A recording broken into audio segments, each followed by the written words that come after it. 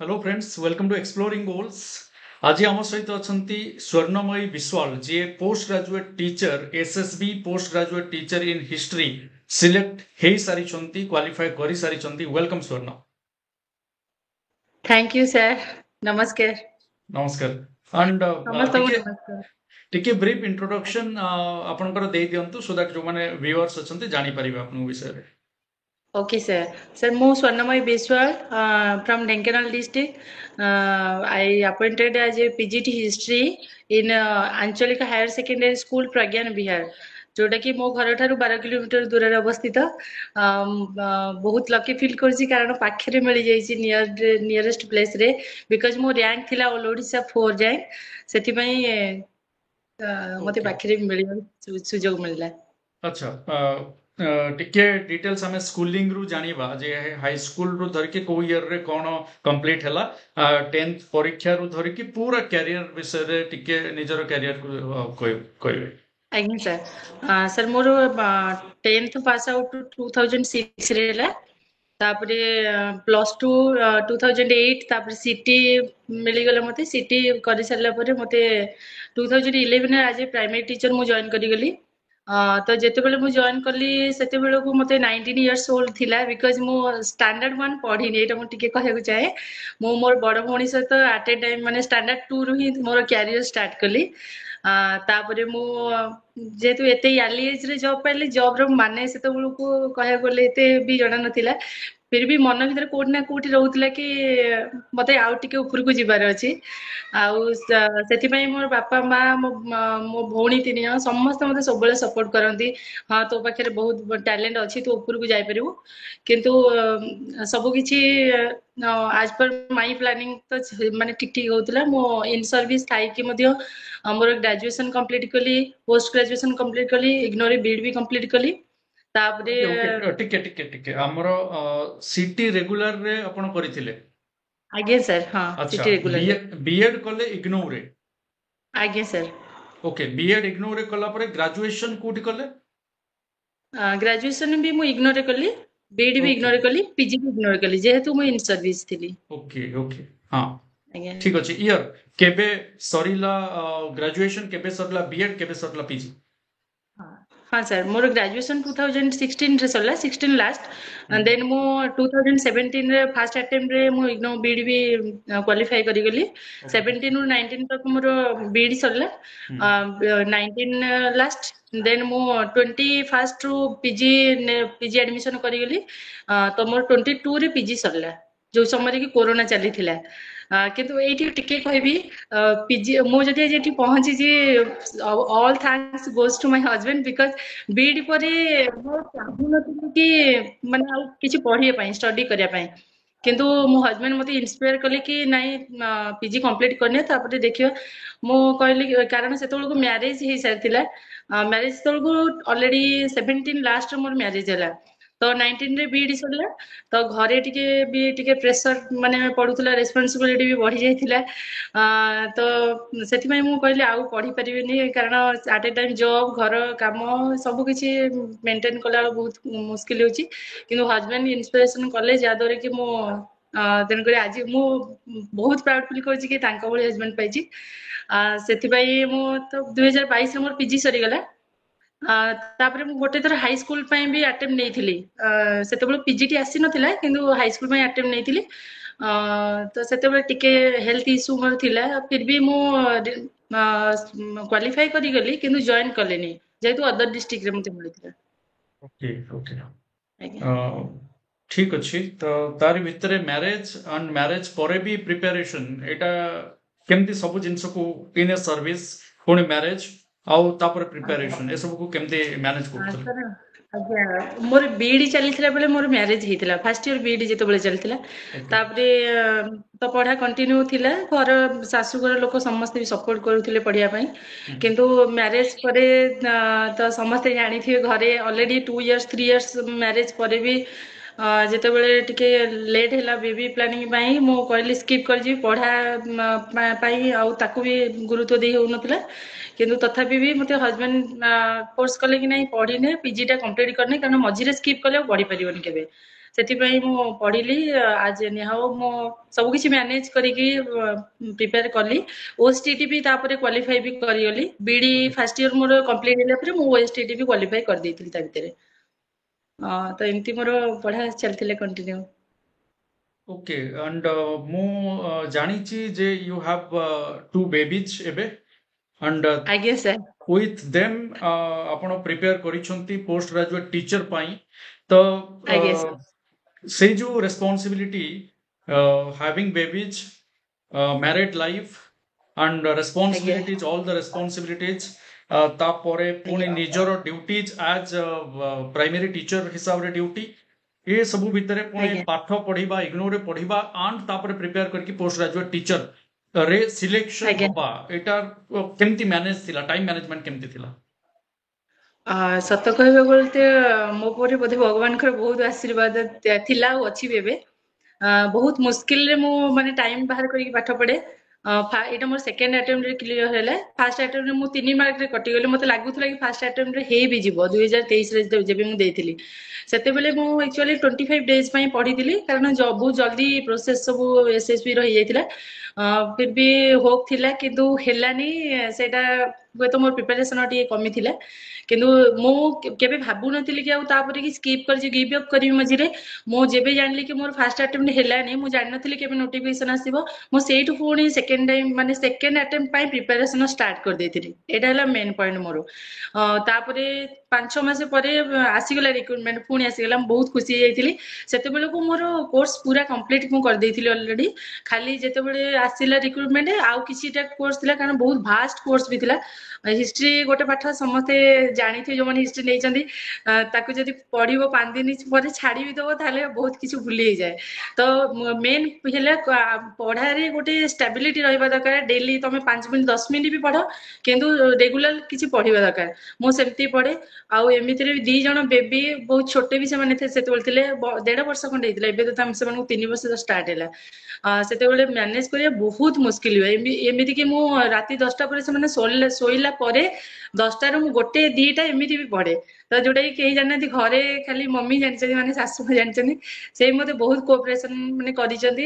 ଏମିତି ତ 2 ଜଣ ବେବି ଆମେ 2 ଜଣ ସ୍ତ୍ରୀ ଲୋକ ଘରେ ତେଣୁକରି ତାଙ୍କୁ ମ୍ୟାନେଜ କରିବା ପାଇଁ ତ ଆଉ ସିଏ ଦିନ ସାରା ରଖିକି ପୁରା ଥକି ଯାଆନ୍ତି। ମୁଁ ଆସିଲା ପରେ ମୁଁ ଭାବେ କି ହଁ ମୁଁ ଘରକୁ ଆସିଲି ଡ୍ୟୁଟି ସାରିକି ମତେ ଟିକେ ଟାଇମ ମିଳିଲେ ପଢିବେ କିନ୍ତୁ ସେଇଟା ହେଇପାରେନି ଆକ୍ଚୁଆଲି।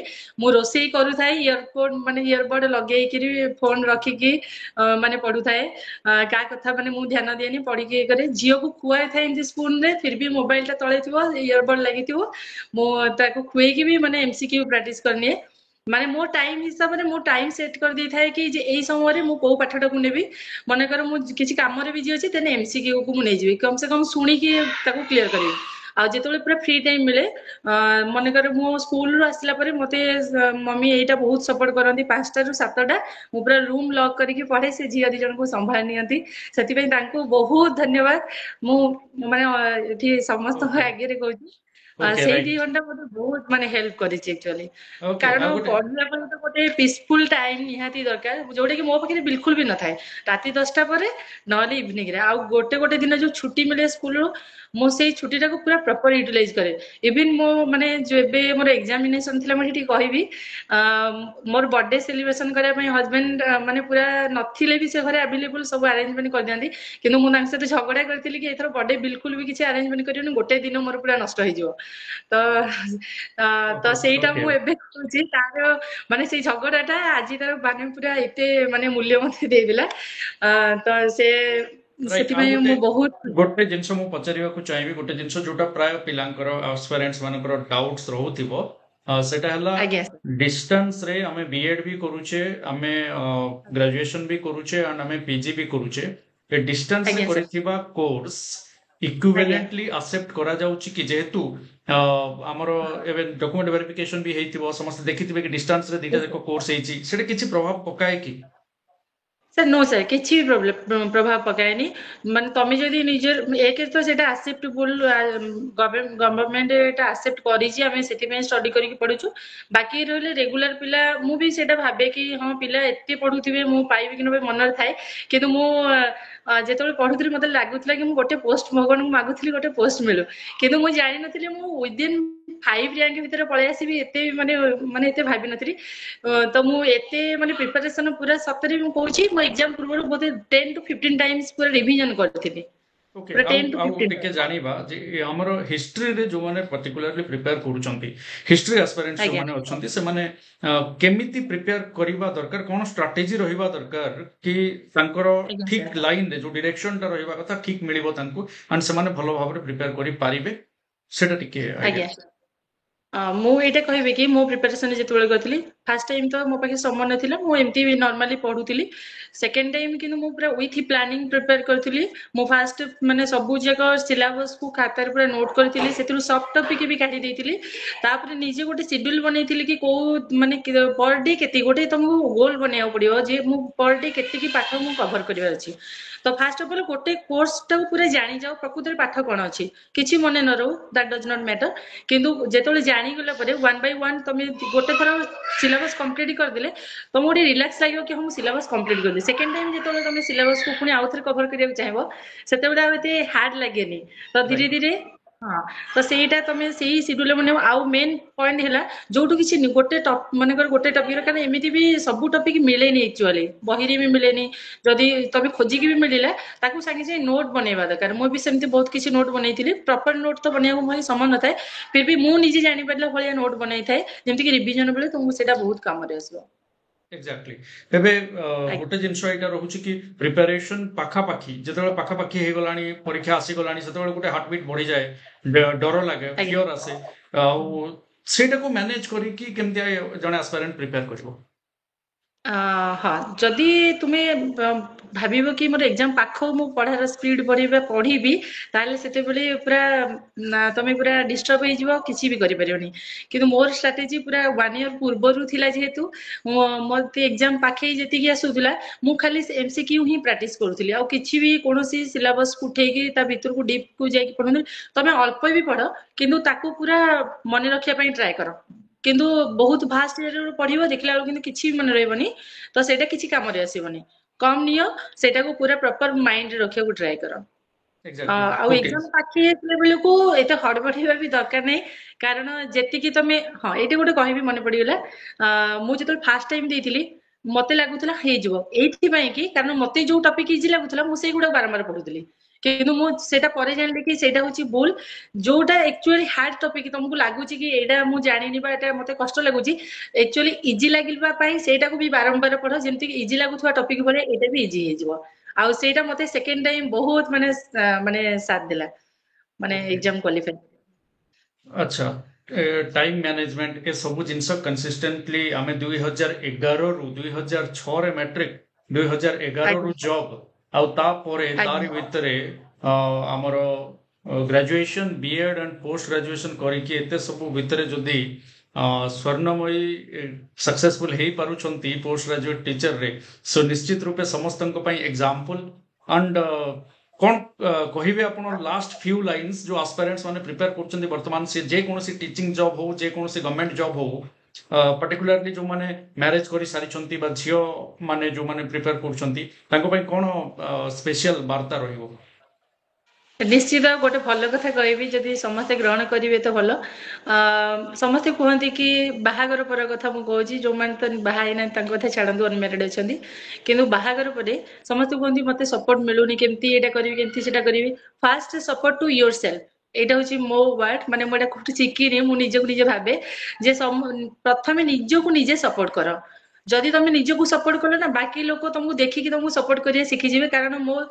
एते छोट झील दी जन मुझे खाली कहबी से विषय से भी मो सहित मो पढ़ा सहित एत आडिक्टेड होते जदि जड़े आसूला रूम को पढ़ुवा समय आउ जन जन को टाणिकी नौला कि मामा पाठ पढ़ुची डिस्टर्ब करनी तो यहाँ मो एते माने जदि छोट छुआ दी जन भी मत सपोर्ट करने लगे मुझे निजक सपोर्ट कलापर बाकी लोक कथा कहीं भावुं तेणुक first support to yourself यहाँ बहुत बड़ माने लाइन समस्त केबे भी साइड रे कौन घटुची बाहाना देखाओनी जे हाँ यहाँ नहीं यहाँ हबनी एटा मते हजबैंड शिखेचन जे केबे बाहाना दियोनी निजे करि पारुन तो बाहाना कहीं खोजिज तो फास्ट सपोर्ट कर निजको निजे सपोर्ट कर देखियो आपे आपे सब किछि जीव जोटा कि आज सेटा हेइछि भी मते एक्जाक्टली बहुत बहुत धन्यवाद स्वर्णमयी आम सहित थिले एंड एक्जाक्टली जो जिनस आपण कहले कि सपोर्ट योरसेल्फ ନିଜକୁ ନିଜେ ଆଜ୍ଞା ସାର୍। ସପୋର୍ଟ କଲେ ସାରା ଦୁନିଆ ଯେ ଏଗେନ୍ଷ୍ଟ ରେ କହୁଥିବେ ତାହାର ବି ପ୍ରଭାବ କିଛି ପଡିବନି ଆଣ୍ଡ ଅନ୍ୟମାନେ ଦେଖି ଦେଖି ସପୋର୍ଟ କରିବା ଷ୍ଟାର୍ଟ କରିଦେବେ। ଯଦି ଏତେ ଛୋଟ ଛୋଟ ଛୁଆ ମାନେ ବି ବୁଝି ପାରୁଛନ୍ତି ତାହେଲେ ଅନ୍ୟମାନଙ୍କ କଥା ଆଉ କଣ କହିବ। Very nice interaction with you and ନିଶ୍ଚିତ ରୂପେ ଏଇଟା ସବୁ ଭିଉଅର୍ସ ମାନଙ୍କୁ ମୋଟିଭେଟ କରିବ ବୋଲି ମୁଁ ଲାଷ୍ଟରେ ଗୋଟେ ଭାବୁଛି। କଥା କହିବି। ୟେସ୍ ୟେସ୍ एक्चुअली मो बापा मांकर एटे भी गोटे ड्रीम थिला एक्जाक्टली नथिला कि मु लेक्चर हुए किंतु मो बापा सब बेले छोट बेले भी कहती जे तू माने बापांकर आमे 4 जण झियो समस्त वेल एजुकेटेड मते किंतु स्पेशली कहती जे मु जानि छी कि तू दिने ना दिने किछ गोटे करिवु से माने एते भी एजुकेटेड न हेले भी एजुकेशन माने एजुकेशन ऊपर एते भी जेतिकी भी एजुकेटेड किंतु हाँ कौ लाइन रे गले कौन हम से गाइड सी करि पारंतनी किंतु मन रे कोठ ना कोठ थाए कि तू निश्चित किसी ना किसी दिने करिवु आ जेटा कि तांकर जो पॉजिटिव सब बेले मते कहंती जे मु जानि छी तू आगु को हरि जीवु मु जानि पारेनी कोन करिवि कोन कले आगु को जीवि किंतु भगवान मते ऑटोमेटिक बाट देखे कि एई जगह रे पहुंचे दिजन मो बापा मां को बहुत धन्यवाद मो हस्बैंड को बहुत धन्यवाद मो सासु ससुर को बहुत धन्यवाद से माने मते आज सपोर्ट करिथिबारु मो ट्विन्स छोट बेबी दी जन के बहुत धन्यवाद समस्त मते सपोर्ट कले जादर के मजे एठी पहुंच पारछि एग्जैक्टली आउ एग्जैक्टली आपन को मध्य बहुत धन्यवाद आपण को चैनल माध्यम रे चाहउछनी समस्त को किछि मोटिवेट करिया पई आपण के मध्य बहुत धन्यवाद। Okay thank you very much आमे जहाँ इंटरेक्शन देखिले निश्चित रूप से समस्त को इंस्पायर करिवो एंड आगामी दिन रे जो एस्पिरेंट्स माने अछंती जो व्यूअर्स माने अछंती आपनकर कथा द्वारा प्रभावित है कि निश्चित गोटे बेटर फ्यूचर आड़े जाई परिवे एंड जने प्राइमरी टीचर रु हाई स्कूल टीचर नुह सीधा पोस्ट ग्रेजुएट टीचर हेई पारुछंती याटू बड़ इंस्पिरेशन किछि नुहे। Thank you very much for staying with us. धन्यवाद। Thank you sir.